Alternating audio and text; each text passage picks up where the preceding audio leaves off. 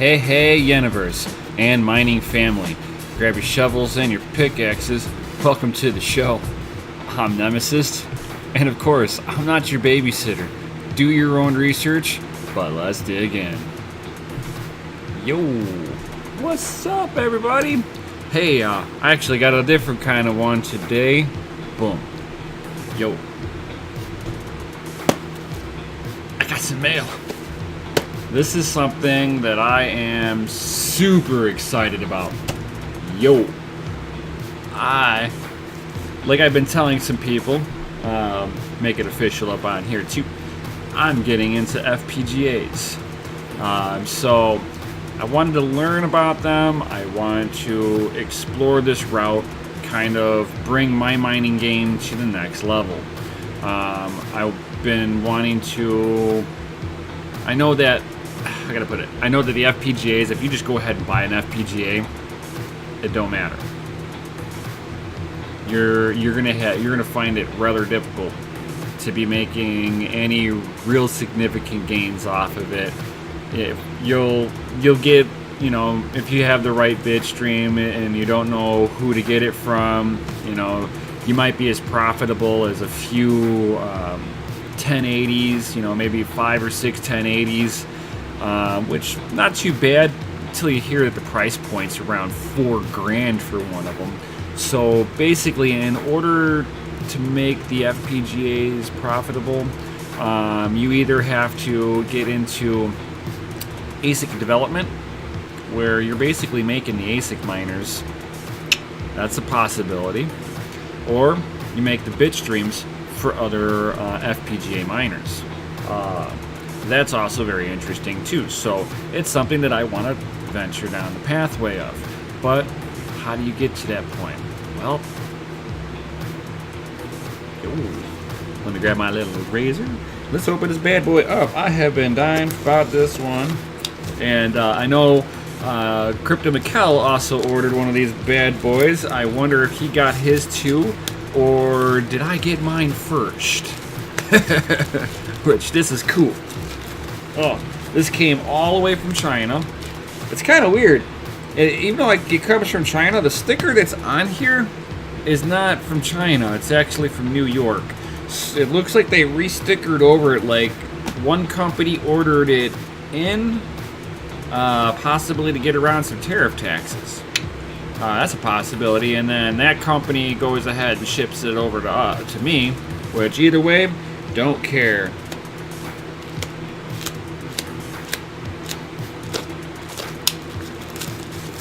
Alright, release the box.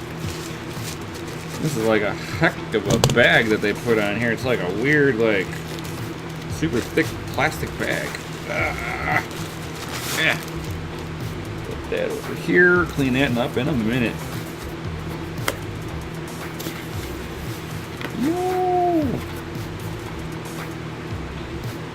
Alright, so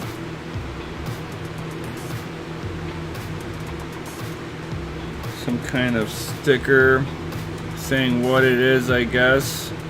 Probably a packing slip for them, I guess. I think that's what this is from Altura.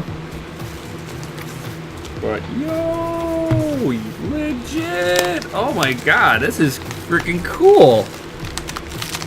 Let's see here. This should be the FPGA developer board. And yes, guys, I said it, developer board. So this we'll be developing stuff on. Yo. They made sure this thing's got some good packing on here. I actually am quite impressed by this.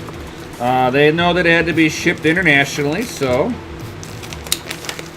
come on, release the tape. All right. And my man, the Data Lord, sent me the link to be able to get these. These are pretty cool.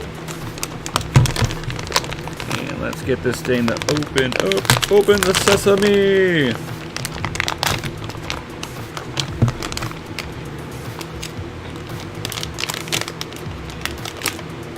Oh, too cool.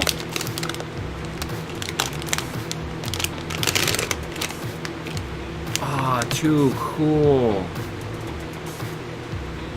Oh, yo. That's cool as all get out. Yo.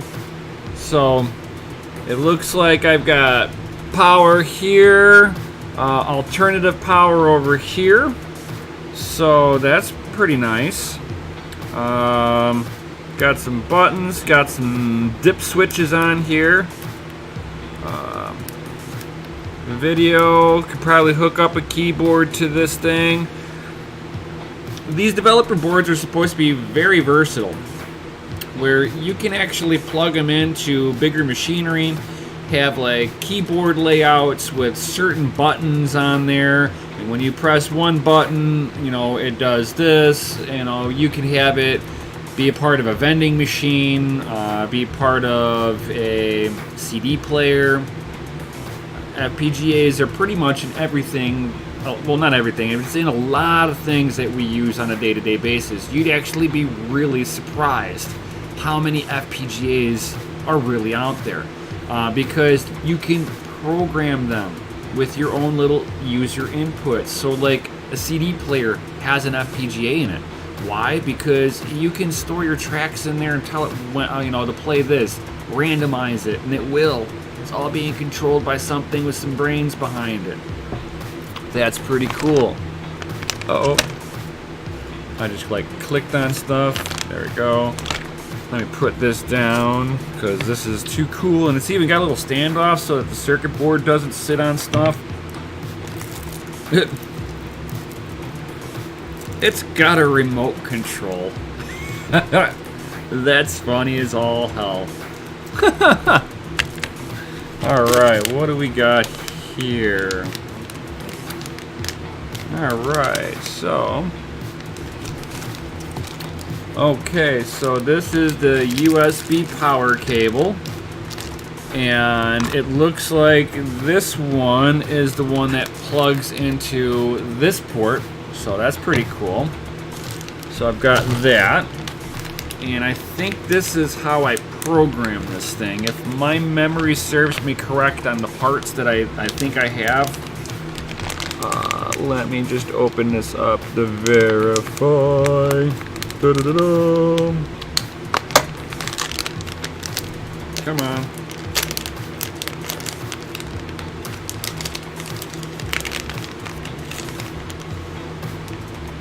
Oh yes, the USB blaster. So yes, this is how I am going to be programming this thing. And what is this? Another power cable, it looks like. But it looks like it gives me a little dongle piece here. Oh no!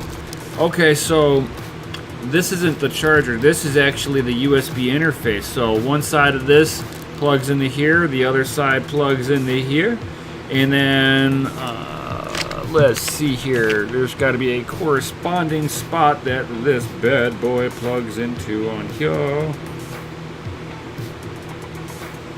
And yes, so, and they're very specific on which one's which. Very nice. Okay, so it's got AS and JTAG. Let's see which one you fit into.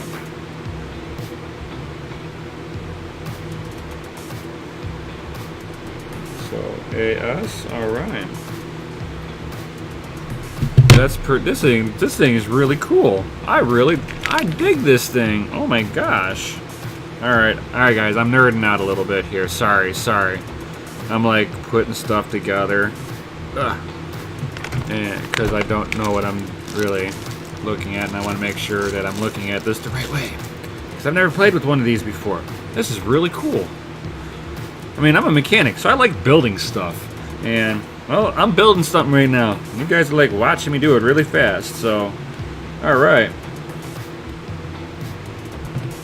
So this whole little thing that I just quickly put together and made sure that you see how it all plugs in. So this I plug into my computer, and I've got a program on my computer here that I make the bit stream, and then I plug this thing in, and then I can download it onto here and see if it works. This is so cool. It's got a little on-off button, a little count reader on here. This is really nice. Really, really nice. Crypto Mikkel, I hope you got yours or too today, or you're gonna get yours shortly here, because this thing is cool. So let me put this back into its anti-static bag.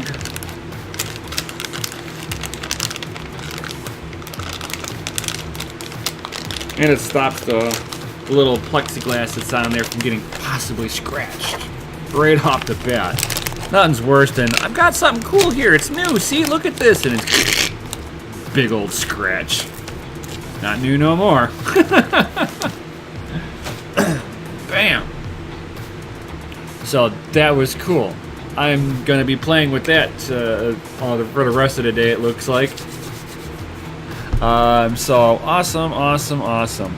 But yo, this little article here that I kind of stepped in across, this one's actually kind of interesting. Cryptocurrency mining nationally in the future. You got my attention. So I actually like the layout of this little facility here too. That would be so legit if I had a facility like that. But yeah, but I won't pull a loan out to do something like that. I will get one rig at a time. Maybe sometime in the near future I will get to that level. Maybe when Bitcoin moons. But it looks like most of this article is like blah blah blah blah blah, talking about mining in general, giving it kind of like a little background and what it is, how you're help securing the network, you're stopping every time you add a mining rig onto the network, you help it from being attacked. This is some of the reasons why Bitcoin's unable to be attacked, is that they've got such a mining pool on there that it would take somebody with a substantial computing power. That would be almost impossible to do. I mean, I say almost. I mean, if there's somebody that wanted to waste your time and endless amounts of money, maybe. But as far as I know, you can't hack Bitcoin. You can 51% a smaller network coin because they don't have the hashing power that keeps the network safe. I don't think that these other, a lot of these coins out there, they're going to be bad.